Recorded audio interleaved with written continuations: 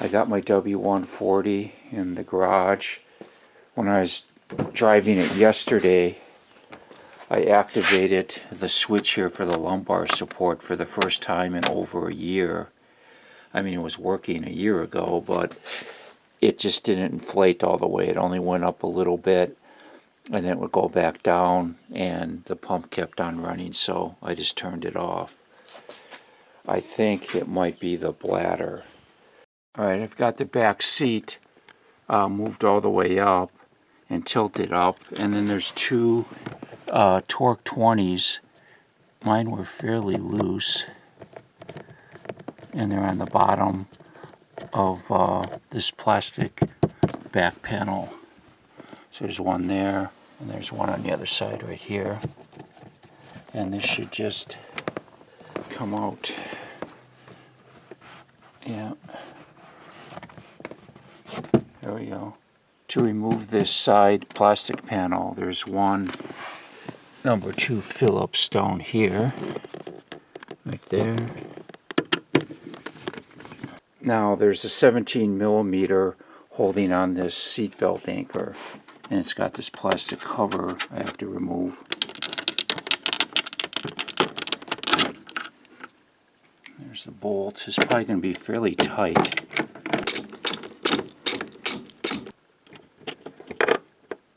There we go. Get that out of the way. Now this should hinge down and there. Okay, well here's the switch. This right here should be the air going to the bladder. These connections can be really brittle. So first I'm just going to take some 303 protectant and just really soak them and let that sit for a while. Alright, I got some trim tools, and these, if they're the same as the PSE pump, you just lift them straight up and they should pop out. And that one's not moving at all. Okay, I just applied some pressure and it popped right out. So that was easy.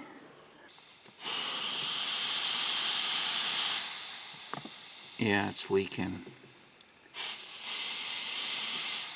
The bladder is moving, but then it exhales and it loses pressure right away. Okay, the hose is connected here with a zip tie. I'm going to take that off. I used a heat gun and I heated up this vinyl tube and I got the connection off. So I can pull off the plastic piece and then the hose will just slip right out the back. Okay, hose will just slip right through here now.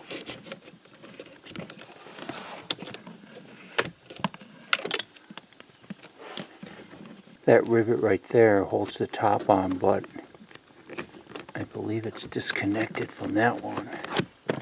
See this one? Yeah, it's not even connected to that one either. You can see right there.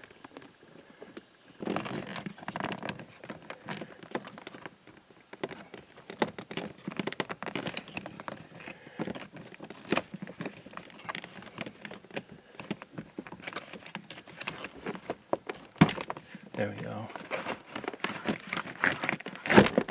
There it is. Boom. Okay, these held those two rivets, and mine were both ripped off. I was hoping there'd be a part number on here, but there's not. Okay, I mixed up some soapy water in a spray bottle, and I put it on. And I'm just going to blow this up like a balloon and look for leaks.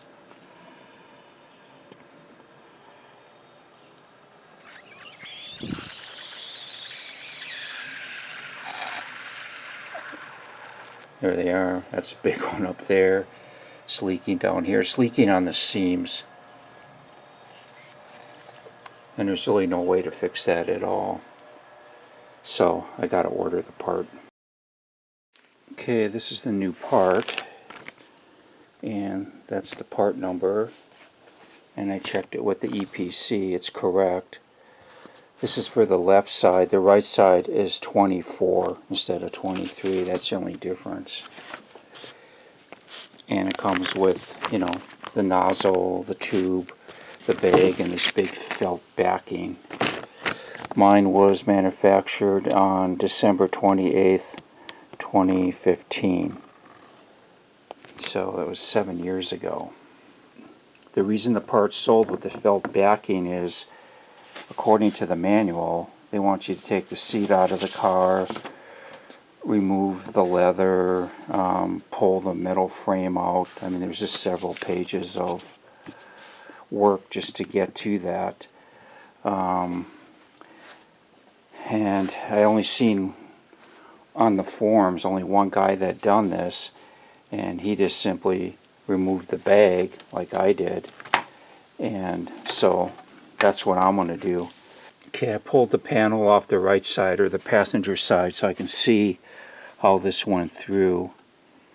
This tubing goes here, there's a zip tie, then it goes underneath this plastic channel, but it terminates there, and then the little tube goes through another channel. And I think that channel is hinged, so on my side I'm going to try and remove this plastic panel right here. Okay. Alright, well, these just get pushed in, and there's a little hook on the back side that hooks around there. That's got to come off. But then this just pops right off, and I can see there's a clip on the bottom, so it is hinged. I probably didn't have to take this off the car, because the way it sits I can feel that clip underneath. I could have just stuck my finger in there, lifted it up, and pulled that up and out of the way so it hinges like that. I don't need this felt. I'm just going to be slipping my bladder in, but I do need these rivets. Mine broke, the old ones, when I took them out, so I'm just going to, it's just like a star, and I think I can just push it in.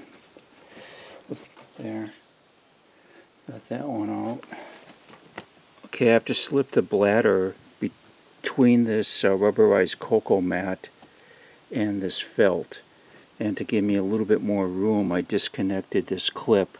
It went up and over this bar and it pushed it in, so now I have, I don't know, maybe 1/8 of an inch, but it's really tight. But if I can get it started and take it like this, get it in, and then get it up there so that I can reach it, and then kind of shift it and pull it.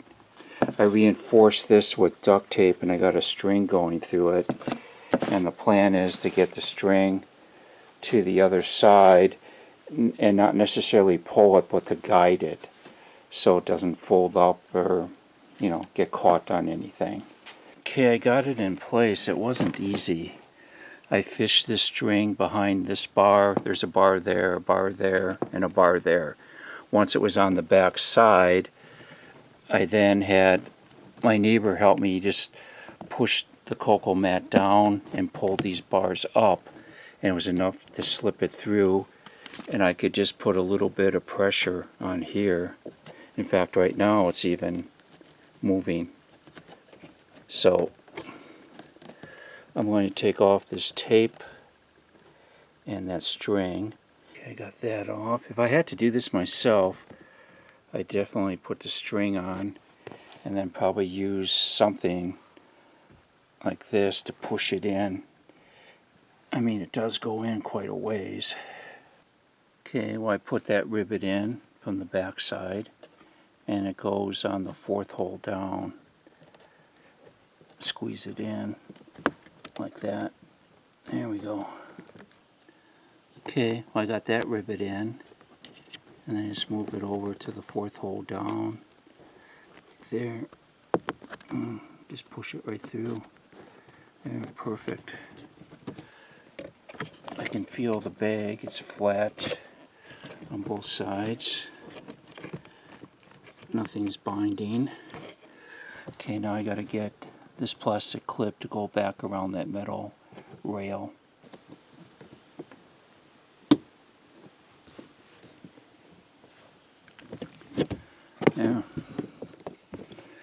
Okay, done.